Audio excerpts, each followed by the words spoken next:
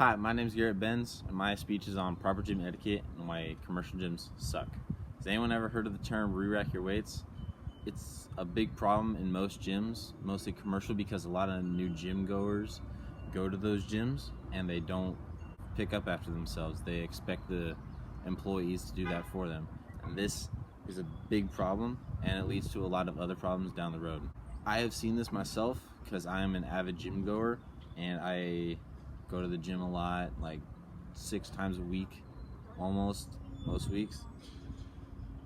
And I will be mostly talking about cleaning up your area, interrupting people while they're doing their sets, and the problems that most commercial gyms face that make them the worst kind of gyms to go to. My first point is that most people do not pick up the lifting area after themselves. This problem affects a lot of people, especially people who have limited time to go and do the gym, because they have a certain time frame that they can go, and they're affected by the area that they're going to, because the people left it there and they have to clean up that area, and then they have to go and set up their area, set up their stuff. It's not a big problem for the people who left it, but it's a big problem for the people who have to go after those people. For example, I went the other day to the gym before all this COVID stuff, and people were at the deadlift area, and me and my buddy had to wait for them. And so me and my buddy were just going around doing other stuff, and then the people in the deadlift area got up to a really heavy weight, like 405, which is like 5 plates on either side. And then after they finished, they just left it there. Like, they didn't even try to put their weights away. They just left it on the deadlift platform and expected everyone else to pick up after them, like some sort of man-child. This behavior should not be happening, because most gyms, it's proper gym etiquette to just pick up your stuff and put it away after you're done lifting, because that's proper etiquette in most daily life. My second point is that quite a few people interrupt people during their set, not in between their sets. So a problem that a lot of people face is that they get interrupted in the middle of their set, especially at commercial gyms. Because at commercial gyms, avid gym goers who like to lift heavy and like to go to powerlifting meets and do complicated movements, they get a bunch of new gym goers and, pardon the phrase, old men who come up to them in the middle of their exercise or their set and just try to ask them a question about how they got up to that weight, or how to work out properly. And I face this problem because I do a lot of superset style workouts, and a superset is basically you do a bunch of exercises in quick succession to each other. So for example, you take a push-up and mix it with bench press. So you do bench press and then immediately go into push-up. So I do a lot of that, and when I went to commercial gyms and not the fitness student rec center, a lot of people would come up to me in the middle of my set when I'm trying to work out, and they could clearly see I was in the middle of my set and I had my headphones in, and they would just come up to me and just ask me, how'd you get that? How'd you do that? How do I get to look that good? And it's just those minor things that just make the gym experience a little bit bad.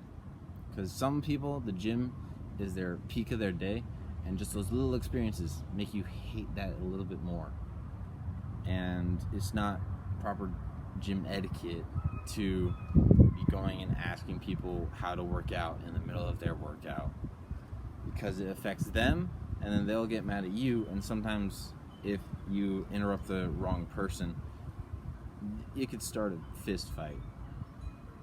My third point is that commercial gyms aren't good in general because of the two previous.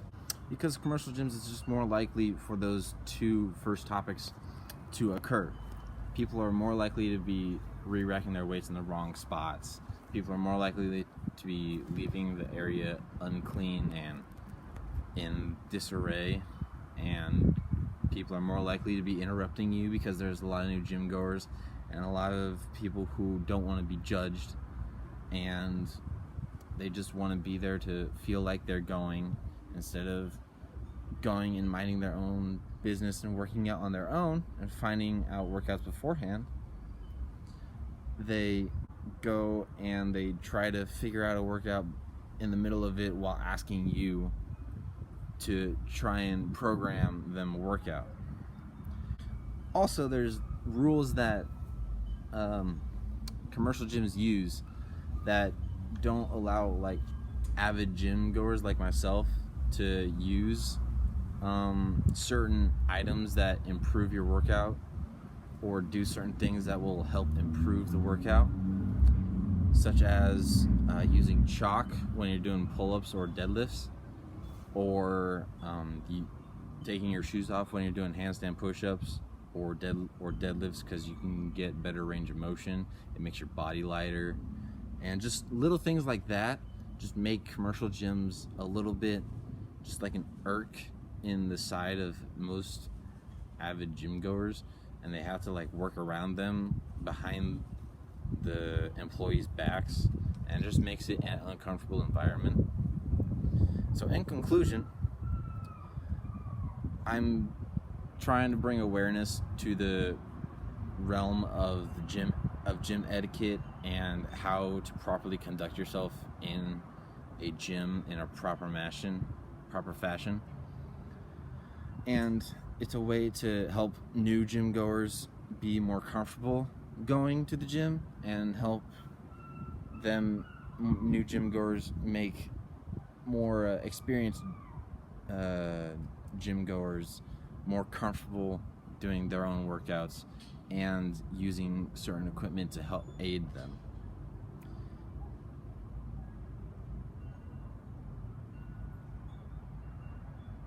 I hope you learn that being able to do that, the gym isn't your home, and that you should treat it with respect because other people go and use it. It's not just you or your family, it's hundreds of people a day who go, and you are not the center of the universe at the gym, so you should be cleaning up after yourself. And thank you.